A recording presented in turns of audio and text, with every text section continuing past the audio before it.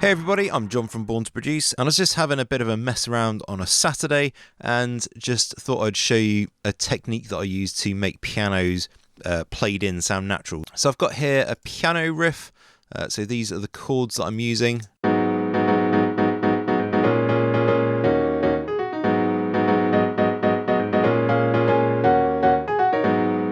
Pretty straightforward, and then we just got some voicing changes in the second repetition. That's all these are. They're just the same notes as what they were. They're just been shot up an octave. So they were down here, for example. Now they're up here.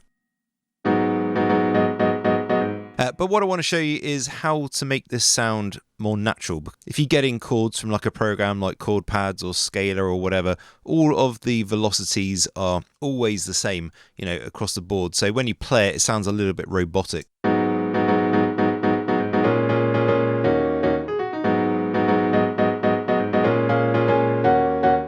And what our aim is something more like this.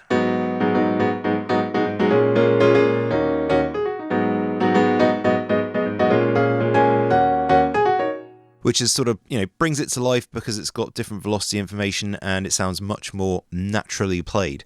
So that's what we're going to do here. I'm just going to move that one aside. For now, just colour it so I know which one it is. And then let's just go into this and I'll show you the sort of tricks that I use to make this sound natural. Now, the first one's really easy to do in Cubase. Just Control A to get all of them. Go to MIDI. Go to logical presets and then standard set 1. Now if you for some reason are in Cubase and these are grayed out, so this bit's grayed out, then you've got a common problem, which is just that the logical presets are missing. You can sort that out quite easily, and there's a link in the description to the video where I show you how to get around that problem. So if you have got that problem, go get it sorted and come back. And then if we go to standard set 1, we go down to the bottom, we've got random velocity 60 to 100. So let me just zoom into our velocities a bit more. Now you can see the velocities now are sort of really all over the place because they've just been modified. So this isn't a perfect thing. You might have to do this a few times to get a nice sounding velocity pattern because it's completely random. So you might have to do this a couple of times, but let's just have a listen through.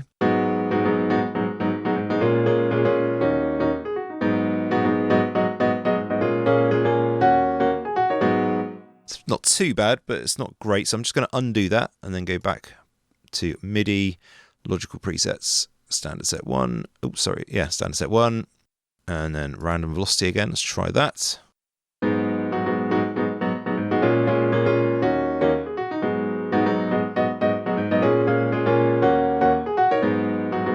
So it's not too bad. What we can do though is we can sort of tweak these a little bit. So as we're listening to it, we want to sort of figure out the bits where you want more emphasis and bits where you want less emphasis on the notes. So I would say less emphasis overall here on these bits building up. And then ba-dim, bum, ba-dim. So we want a bit more energy on this one. So we're just going to sort of go through and tweak these. Now, what I'm doing here is clicking and then dragging across, and it's just changing the notes, all of the notes in this particular chord. It's raising them up to one particular velocity. So it's fine to do it on the occasional chord where you want a bit more impact, whatever, that's absolutely fine. So it's a little bit too much. Let's just tone it down a bit. So it's still just a bit too much, but we're raising all of them up. Remember, and if you zoom in, you'll see that there's quite varied velocities on all these others. You can see the little lines there. It's a little bit tricky to see.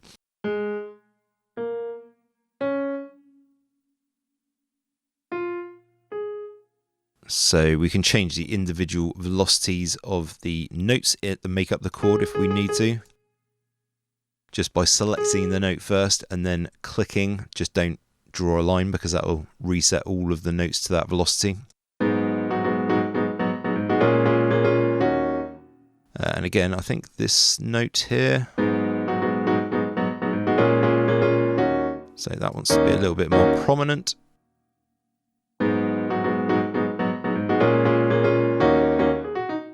So that's sounding a bit more natural.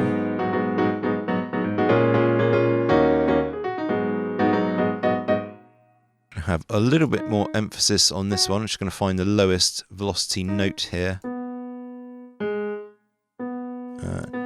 Just crank these up a bit.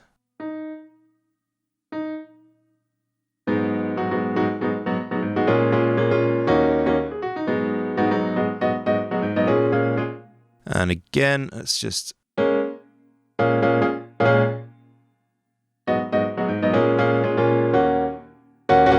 And definitely want that last one there to be a bit louder.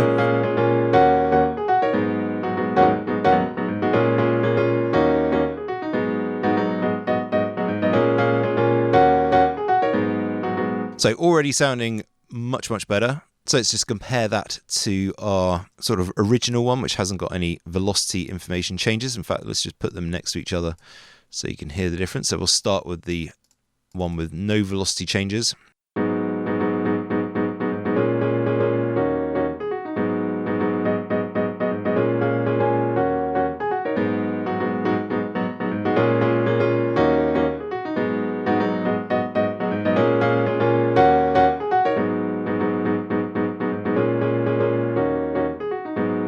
So the difference really when it comes to being played naturally is night and day. So you can use the tools in Cubase just to sort of make the initial velocity changes. So all of the notes have sort of like a random velocity to them.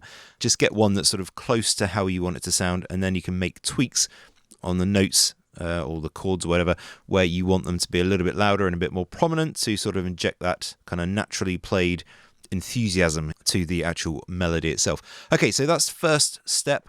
The second step is to go in, because obviously no piano player is perfectly accurate, so much so that every note falls exactly on the grid lines. So I'm just going to hide the lower zone for now, just so we've got a bit more room, and zoom out a little bit so we can see all of our chords. So what I'm going to do is I'm just going to select these, turn off my snap by hitting J, or you can just do it there, no probs. And I'm just going to shorten these a tiny bit, these notes, and then I'm going to go through and change basically the starting position of these. So I'll do this completely manually, and all we're trying to do is just sort of replicate how a natural piano player would be. Like the notes would just be slightly off the grid line, they just wouldn't be sort of perfect. Now you can kind of do it like this, like literally one note at a time, but I found a better way to do it. So I'll just undo that, and all we're going to do is literally select sort of a few notes in a row, just different notes of the chords, and then just offset them a bit. Go to the next one. So it just takes a little bit less time, and we're just looking to get sort of slightly different starting positions, as you can see here, for each note. Bear in mind that there to there is one beat, so we are looking at very small incremental sort of changes.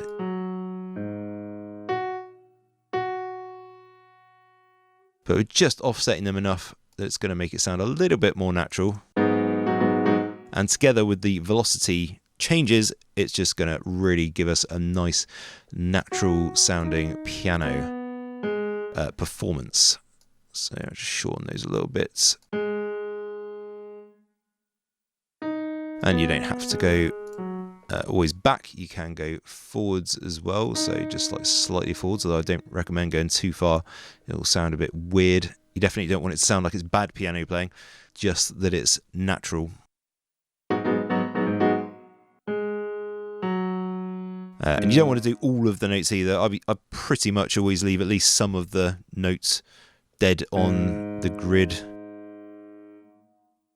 So let's have a listen.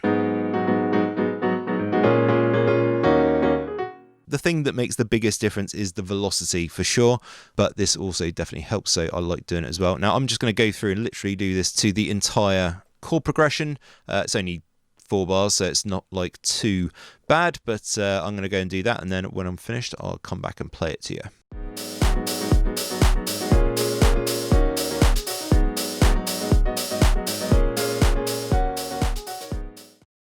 Right, let's just play that through, and obviously I'll just let the second part come in, this one which hasn't been modified at all.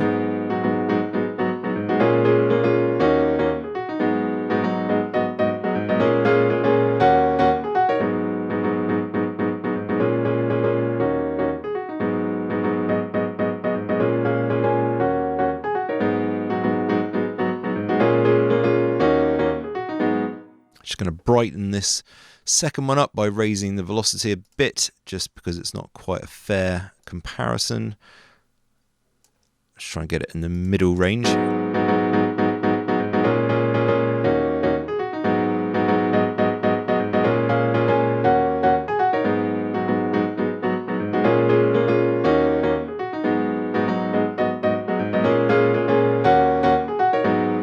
So not too bad. I think there's quite a night and day difference there. I could probably tweak this first one a little bit more and just sort of put a bit more emphasis on some chords and a little less emphasis on some others. So maybe some sort of final tweaking, but really it's pretty close. I hope that was helpful for you. Thank you very much for watching, guys and girls.